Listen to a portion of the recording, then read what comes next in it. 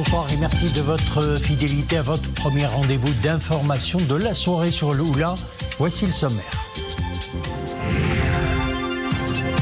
C'est fait, les soldats du feu ont pu circonscrire l'incendie qui a ravagé près de 500 hectares de la forêt de Derdara dans la province de Chefchaouen.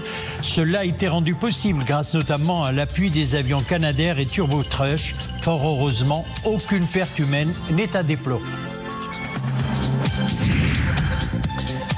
L'automobile d'occasion Maroc est aujourd'hui en pleine expansion, portée par des évolutions dans les habitudes de consommation des Marocains. La demande pour des voitures usagées en bon état est en hausse. Face à cet engouement, les garages de reconditionnement se multiplient à travers le royaume, offrant aux acheteurs des prix compétitifs. Nous suivrons le reportage dans cette édition. La page sport sera consacrée ce soir à cette belle victoire des Lions de l'Atlas sur la Zambie, 3-1. C'était hier dans le cadre de la 4e journée du groupe A du Chan. Les protégés de Tariq Skitiwi se hissent ainsi à la 2e place derrière le Kenya, avec l'espoir d'une qualification au prochain tour. Après plusieurs jours de lutte acharnée contre la progression des flammes, les soldats du feu sont venus à bout de l'incendie de forêt qui s'est déclaré à Derdara dans la province de Chefchaouen. Fort heureusement, aucune perte humaine n'est à déplorer. La superficie endommagée est estimée à environ 500 hectares du domaine forestier et de quelques champs avoisinants. Reportage Amin Amouri sur un récit de Zakaria Mokinbil. Sur la forêt de Derdara, les dernières fumées de l'incendie s'estompent progressivement. Après 2 jours d'intense mobilisation, le sinistre est complètement circonscrit. Les éléments des forces armées royales, de la gendarmerie royale, de la protection civile, des eaux et forêts et des forces auxiliaires ont dû faire face à des conditions météorologiques difficiles et à la densité du couvert forestier. Ils ont pu venir à bout des flammes, appuyés par des avions Canadair et Turbotrush. L'incendie s'est déclaré mardi dernier à 14 h. Les feux ont été maîtrisés le soir même, mais il y avait toujours 4 foyers actifs d'une superficie importante. Le lendemain, les équipes d'extinction se sont activées pour venir à bout des flammes. La population locale a contribué activement aux efforts d'extinction qui se sont poursuivis hier jeudi. Bilan du sinistre, 500 hectares de couverts forestiers et végétal endommagés. Les habitants de la zone, des agriculteurs pour la plupart, comptent aujourd'hui leurs pertes. Certains habitants ont subi d'importants dégâts matériels, en bétail et en récolte dans quelques plantations d'arbres fruitiers, oliviers, poiriers et pruniers. Nous espérons qu'il n'y aura plus de tels sinistres dans le futur. Les habitants devraient aussi être vigilants et participer à la prévention.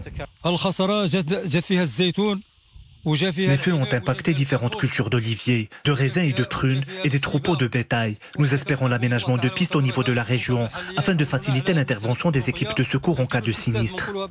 La prévention reste le meilleur moyen de lutte contre les incendies. L'Agence nationale des eaux et forêts exhorte l'ensemble des citoyens, résidents et visiteurs de la province de Chefchaouen à prendre l'ensemble des précautions nécessaires pour éviter la reproduction de tels sinistres. Ce genre d'incendie est souvent donc attisé par des épisodes de chaleur, d'où la nécessité de rester vigilant. Ce temps caniculaire durera chez nous encore sous nos cieux, c'est ce qu'annonce la direction de la météorologie nationale dans un bulletin d'alerte. Des températures comprises entre 42 et 47 degrés seront enregistrées dans plusieurs provinces du royaume à partir d'aujourd'hui et ce jusqu'à lundi prochain. Des averses orageuses sont également signalées. Elles seront accompagnées de chutes de grêle et rafales de vent sous orage jusqu'à ce soir minuit dans plusieurs provinces avec des averses comprises entre 15 et 30 mm.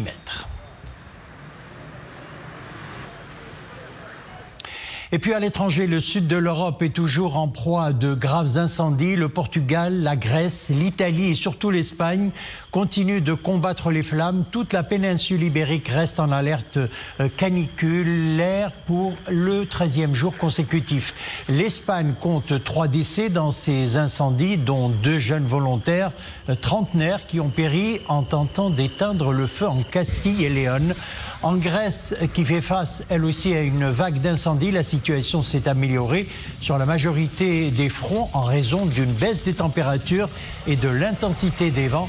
Au Portugal, plus de 2700 pompiers sont mobilisés sur le front des incendies, épaulés par une trentaine d'appareils aériens pour combattre plusieurs foyers dans le nord et le centre du pays. Et dans les Balkans, les incendies ont tué au moins 2 personnes. Et pour prévenir les feux de forêt qui sévissent un peu partout dans le monde, un dispositif innovant a été mis au point. Il s'agit de capteurs connectés par satellite. Ils viennent d'être expérimentés en France pour détecter le moindre départ de fumée à 200 mètres à la ronde et donc de signaler plus vite le danger. 120 capteurs viennent d'être d'ailleurs installés dans le département du Gard. Une nouvelle technologie spatiale pleine de promesses. Explication avec Dominique Orlando. L'intelligence artificielle serait-elle en mesure de répondre à la vaste question de l'urgence climatique ? Alors que le nombre de feux de forêt devrait augmenter de 31% à travers le monde d'ici la fin du siècle, et selon un rapport des Nations Unies, de nouvelles solutions viennent de voir le jour en matière de prévention justement de ces feux gigantesques qui assombrissent trop souvent l'actualité. Ces caméras, elles sont contrôlées et alimentées par le boîtier qui est juste ici, notamment par le micro-ordinateur. Le micro-ordinateur, il utilise les caméras pour capturer une image de l'environnement à intervalle de temps régulier, actuellement toutes les 30 secondes. Et une fois qu'il a capturé l'image, il l'analyse localement avec une IA dite embarquée, c'est-à-dire qui fonctionne sur place. Et en cas de détection d'une fumée suspecte, il va transmettre un message d'alerte et les images qui sont associées. Des capteurs intelligents qui peuvent surveiller en continu des paramètres tels que la température, la présence de gaz inflammables, tout cela en temps réel. Ils peuvent ainsi identifier les signes avant-coureurs d'un incendie et permettre une intervention rapide bien avant que le feu ne devienne incontrôlable. Donc on a déjà eu un départ de feu, notamment très tôt le matin, vers 5 ou 6 heures quand le soleil se lève. Et il n'y avait pas beaucoup de monde en forêt de Fontainebleau. Et la caméra a repéré 50 minutes avant le premier promeneur le départ de feu. Les capacités de l'intelligence artificielle qui sont en perpétuelle amélioration devraient permettre de réduire considérablement ces risques de grandes catastrophes naturelles et lorsque sera mise au point de façon plus fiable la reconnaissance faciale qui soulève tant de débats, on pourra même identifier les auteurs volontaires de ces incendies qui sont malheureusement si souvent d'ordre criminel. En bref, direction l'Alaska où se tiendra dans un peu plus d'une heure le sommet Donald Trump et Vladimir Poutine pour une rencontre historique aux enjeux cruciaux pour l'Ukraine. Le sommet se tiendra sur la base stratégique d'Edmund Ford Richardson à Anchorage. La réunion doit débuter vers 19h30 GMT. Les deux dirigeants devront concentrer leurs efforts sur une éventuelle résolution du conflit opposant Moscou à Kiev dans l'espoir de parvenir à un cessez-le-feu. La Russie réclame que Kiev renonce officiellement à 4 régions partiellement occupées, Donetsk, Lugansk, Zaporijia et Kherson, en plus de la Crimée annexée en 2014. Retour au Maroc pour parler automobile. Le marché des véhicules d'occasion a le vent en poupe. Les ventes affichent une bonne mine avec plus de 70% d'acquisition. Face à cet engouement, les garages de reconditionnement se multiplient à travers le royaume, offrant aux acheteurs des prix compétitifs avec des services qui garantissent la transparence. Reportage Leila Asli, Mohamed Chikil, le récit est signé Iman Eblo. Les voitures d'occasion, un marché en plein essor, porté par des évolutions profondes dans les habitudes de consommation. La demande pour ce genre de véhicules ne cesse d'augmenter. Je suis à la recherche d'une voiture d'occasion qui soit en bon état. Les prix sont généralement abordables. J'opterai pour un véhicule selon mon budget. On peut vraiment faire de bonnes affaires à 180 000 dirhams.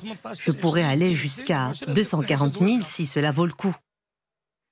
Les clients sont preneurs et se tournent de plus en plus vers des acteurs structurés, comme cette société de concession de voitures d'occasion qui offre des garanties et autres conditions de transparence. Nous proposons à nos clients des voitures d'occasion avec garantie. Et cette garantie pourrait aller jusqu'à 3 ans dans certains cas. Nous procédons également à un contrôle minutieux des voitures que nous acquérons. Nous certifions le kilométrage, car parfois il nous arrive de trouver des véhicules dont le kilométrage est trafiqué. Nous ne les acceptons tout simplement pas.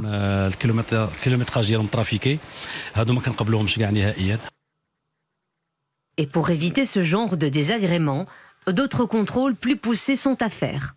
Pour cela, direction les centres de visite technique comme celui-ci. Il y a des contrôles que l'on effectue à l'œil nu quand il s'agit de vérifier l'aspect mécanique de la voiture, comme la vérification de la carrosserie ou encore l'état des pneus.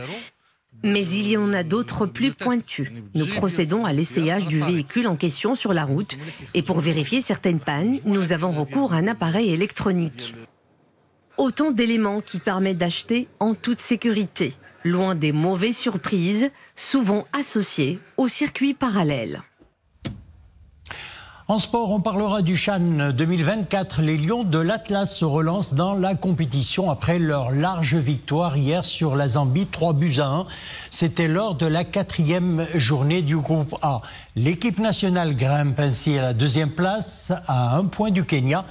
Une victoire précieuse pour les protégés de Tarek Skitiwi qui ont affiché, il faut le dire, une nette supériorité technique et tactique. Le déroulé de la rencontre avec Zakaria Mokimbil. Dès l'entame de la rencontre, les joueurs de la sélection nationale font montre d'une pression et d'une bonne possession du ballon. Les Lions de l'Atlas ont failli ouvrir le score par le biais de Youssef Mehdi à la 13e minute. De leur côté, les joueurs zambiens avaient une volonté affichée d'ouvrir le score, mais ont fait face à des Lions de l'Atlas bien organisés défensivement. Les éléments de la sélection nationale réussissent à concrétiser leur suprématie en ouvrant le score par le biais du capitaine Mohamed Harimat à la 2e minute du temps additionnel de la première mi-temps. La rencontre n'était pas facile. Notre adversaire voulait aussi remporter les 3 points de la victoire. Heureusement, grâce aux efforts continus, nous avons remporté la victoire. Nous la dédions à l'ensemble de nos supporters. Nous avons remporté les 3 points. C'est le plus important. Nous avons passé par plusieurs phases durant ce match. Nous n'avons pas réussi à ouvrir le score, mais la concentration a fini par payer. Le premier but a été marqué à un bon timing. Les orientations du coach durant la pause nous ont aidé à marquer les 2 autres buts. De retour des vestiaires, les protégés de Tarek Skitiwi poursuivent leur jeu offensif. Ils creusent l'écart par la réalisation de Oussama El Mliwi à la 77e minute. Un écart réduit par Andro Firi à la 70e minute. Au temps additionnel, Sabir Bogrine marque le but libérateur pour le Maroc. Score final, 3-1.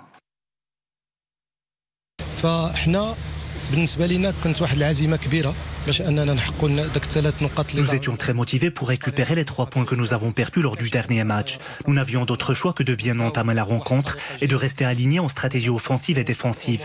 Nous devions rester concentrés et adopter un jeu offensif pour marquer. Les joueurs s'en sont bien sortis.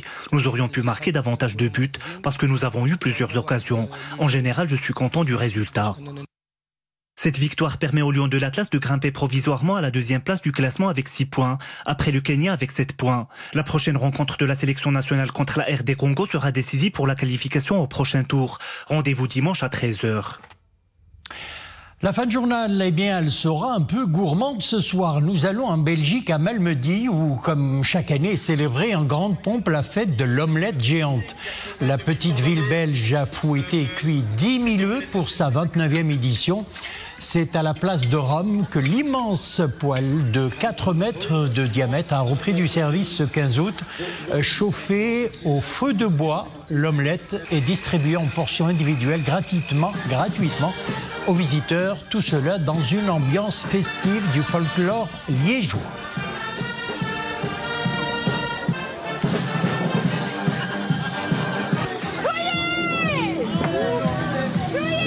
Et voilà, c'est le moment de la ciboulette.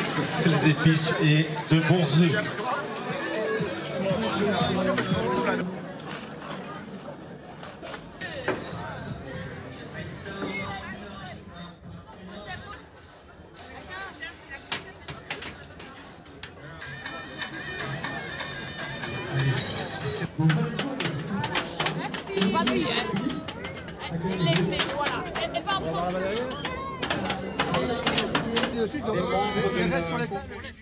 Voilà, très bon appétit si vous êtes à table. C'est la fin de notre édition. Merci de l'avoir suivi. Excellente soirée et à bientôt.